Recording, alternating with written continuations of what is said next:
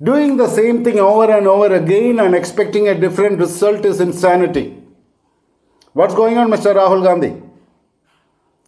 In the year 2008, you traveled to China along with your beloved mother, Mrs. Sonia Gandhi, who was then the UPA chairperson, and you went in the capacity of Indian National Congress General Secretary. And the Indian National Congress and the Chinese Communist Party entered into an agreement, into an MOU for mutual cooperation in even sharing the informations. What kind of informations? Now, under this agreement, how many different secrets and different strategies have you shared with the Chinese? What are the classified and secret informations of Government of India have you shared with the Chinese so far? Because ever since you signed this agreement, India started witnessing drastic changes, negative changes in relation to the India-China relationships. China became even more aggressive.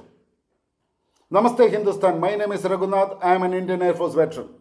I am here to bring out some hard facts in front of you. After the signing of this agreement, the very next year, between 2009 and 2013, in a span of just 4 years, we have witnessed 11 of our top nuclear scientists dying under mysterious circumstances. Was it deliberately engineered by somebody? Was it done with the instructions and advice of the Chinese? Was it done in favor of some money or to return the favors of some money received? Nobody knows. It's not yet out. I think the Government of India need to conduct an inquiry into this. The death of 11 Indian nuclear scientists between 2009 and 2013. All the demand for anti-fire equipments for Indian submarines were rejected. As a result, we had seen series of nuclear submarine explosions all over the Indian Navy that included the sinking of INS Sindhurakshak. Why all this happened? No defense procurements were allowed during UPA 1 and UPA 2. All the demands for modern advanced equipments to strengthen the Indian military was rejected. And so the army was forced to guard our borders with rusted old equipments. And between 2010 and 2013, there are newspaper reports on this. There were more than 600 Chinese incursions into India. In the year 2013 itself, we had lost 600 square kilometers of our land to China, and Mr. Mulayam Singh Yadav has raised this issue in the Indian Parliament, and his question was even refused to be answered. After the 1962 war, we had 4,056 kilometers of disputed border with China, and over the years, it was reduced to just 2,000 kilometers. What happened? Who silently allowed the Chinese to grab those 2,056 missing disputed land to China, missing disputed border to China? 2,056 kilometers.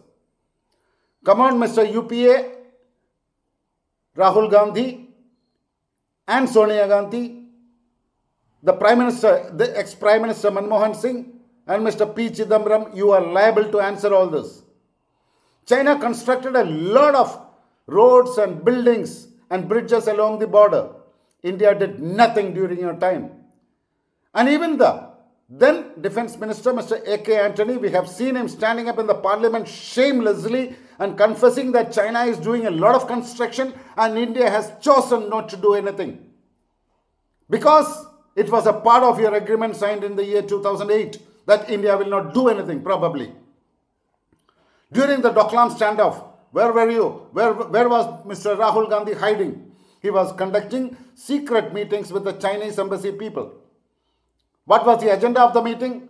What all points were discussed in the meeting? What all agreements were further made in the meeting? And what all documents were handed over to the Chinese embassy people during the meeting?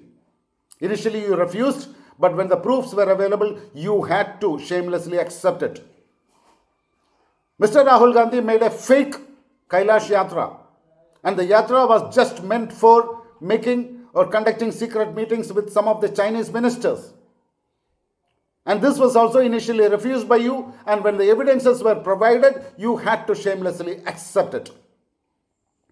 And when we decided to strengthen the army, strengthen the military, the new government in 2014 wanted to strengthen the military, and they were signing deals with many other foreign countries, arms deals left and right, you had serious objections.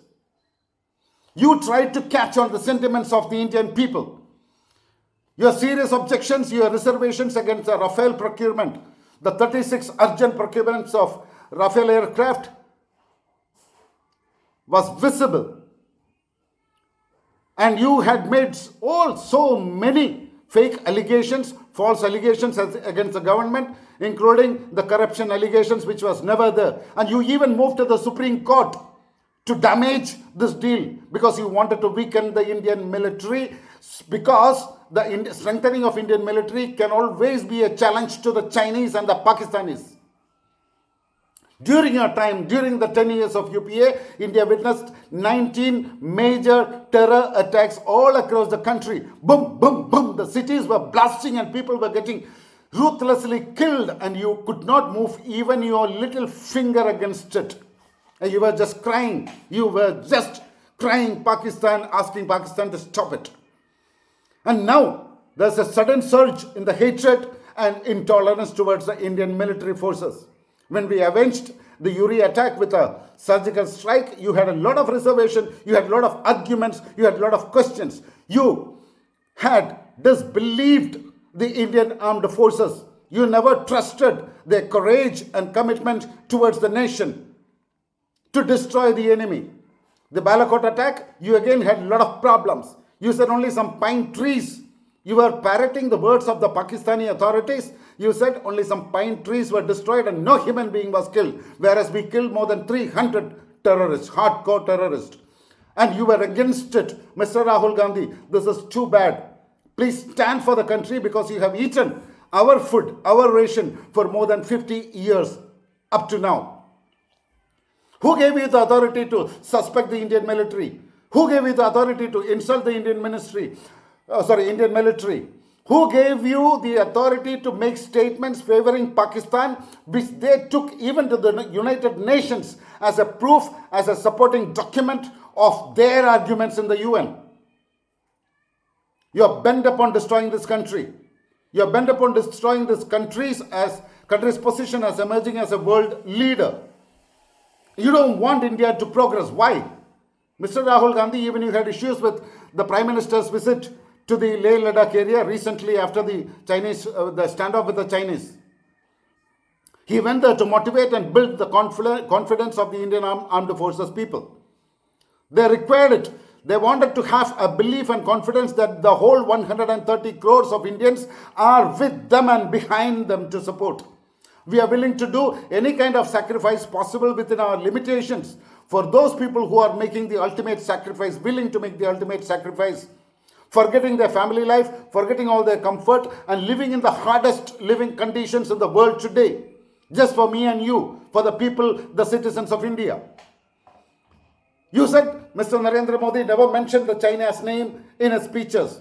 Why is it required? Even a small child, a 5-year-old child, can understand what Mr. Narendra Modi spoke and about whom and against whom. And it is very clear that it was all against China. But a person with a 5-year-old's brain fitted into a 50-year-old's body cannot understand. Because such people with their peanut-sized brain cannot understand anything that is good and in favor of India's progress. They just keep on barking and oppose it. He said it was not a hospital. Yes, it was not a hospital. It was a hospital meeting room. It was constructed under emergency to accommodate these injured people. And seriously injured people were taken away to a faraway military super specialty facilities. And partially injured people who could even stand or sit were only admitted in this particular hospital. And the Prime Minister visited them, gave a tap on their shoulder, congratulated them to boost up the morale of our soldiers. They are our own soldiers. And the military doctors, don't expect them to wear the white jacket every time. If you think a doctor becomes a doctor only when they wear a white jacket, it is your foolishness. Have some wisdom. Everybody has got six senses.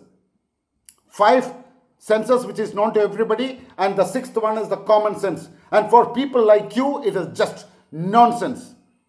So stop insulting the Indian armed forces. This is the only request I have to make. Even one of your spokespersons of Kerala, her name is some Dr. Shamna Muhammad. She came onto the live television during a debate in the prime time, and she stated openly that India has continuously attacked Pakistan just because it is a Muslim country. You guys have an intention to go back to the British era, where to create a split and conflict between the Hindus and Muslims of this country, so that without taking the arms, Chinese want to destroy 50% or remove the 50% of Indian youth from the population, and you are trying to implement the Chinese agenda after signing that agreement, maybe for the favors received in the form of money or whatever, I don't know. My dear friend, Mr. Rahul Gandhi, please save International Congress. Only thing that you can do to save International Congress is kindly quit. Please leave. As Alexander the Great once said, I would be rather afraid of an army of 1,000 sheep led by a lion than an army of 1,000 lions led by a sheep. Now the Indian National Congress is in such a position that an army of 1,000 lions are led by a sheep, and the sheep should get out. I have one humble request to the Indian Prime Minister. You have enough majority now in both houses of the parliament. You can amend at least one law. The political party leaders have always an opportunity, and they are allowed to lead the country even. And this is a dangerous situation. This is a dangerous formula. Please change the rules that disallow anyone who is born to a foreign national, preventing them from leading or holding any serious political positions, senior political positions, and the government positions. This would probably save India. Otherwise, this fake Gandhi family is not going to leave India. They will ruin this country. Before that, please do something. Thank you, India. Thank you, my nation. And thank you, my soldiers. We are proud of you. Jai Hind.